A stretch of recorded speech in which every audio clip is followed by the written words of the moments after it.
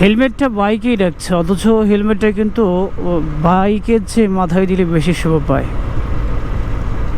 এবং হেলমেটের ক্রয়ের যে উদ্দেশ্য, এটা কিন্তু পরিপূর্ণ হাসিল হয়। এখন বলতে গেলে কেন অ্যাক্সিডেন্ট করলো। Aunty safety first, safety first.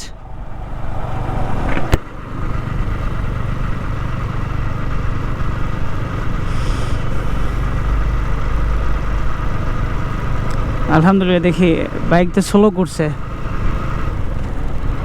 যাক আলহামদুলিল্লাহ, স্লো করাতে যদি আমার কথায় যদি কাজ হয় আলহামদুলিল্লাহ। এটা স্লো করে এই লুকি গ্লাসে দেখলাম স্লো করে এখন মাথায় দিচ্ছে।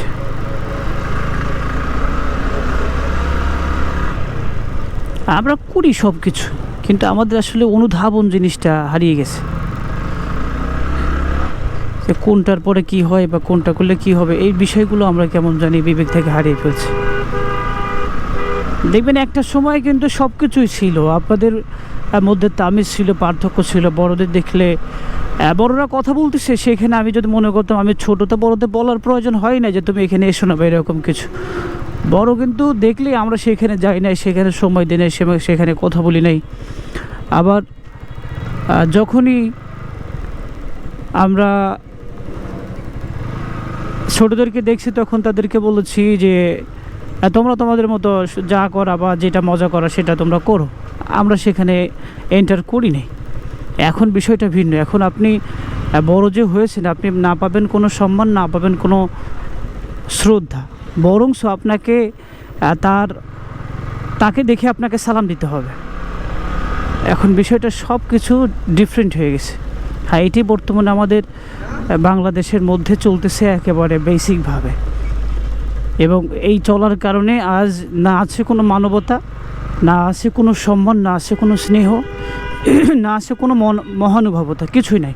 আর মনুষ্যত্ববোধের কথা বলতে গেলে তো একেবারেই 100-এ আপনি 0 ছাড়া কিছুই দিবেন না।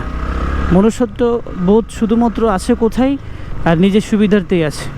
এছাড়া মনুষ্যত্ববোধ আলহামদুলিল্লাহ আমাদের অনেকেরই নাই, অনেকেরই নাই। আপনি কারোর ভালোর জন্য একটা উপকার করতে যাবেন বা কিছু কথা বলবেন, দেখবেন ও আপনাকে এত বেশি কথা বলবে বা এমনভাবে একটা কথা বলবে, এক কথা উত্তর, কিন্তু একটা কথা শুনেই আপনার পুরো মনের যে আকাঙ্ক্ষা ছিল হয়তো বা আপনি তাকে বললে সে বিষয়টা শুনে আমল করলে আপনি হ্যাপি হবেন, এ সব কিছু ভেঙে চলে যাবে। তো এখন বিষয়গুলো সব কিছু হয়ে গেছে এলোমেলো সব। ভাই এইরকম ড্রাইভার দেখলে ভয় লাগে। অথচ পূর্বে সেই অতীত সময়গুলো আপনি হয়তো বা এখন মিস করেন। এখন আফসোস ছাড়া বাস্তবে কিছু নাই।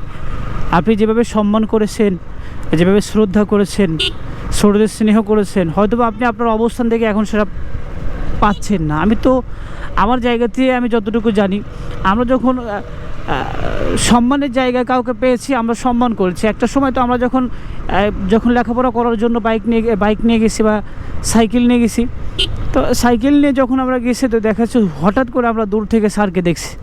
স্যারকে দেখার সঙ্গে সঙ্গে ইনস্ট্যান্ট সেই জায়গাতেই আমরা দাঁড়িয়ে পড়েছি, নেমে গেছি।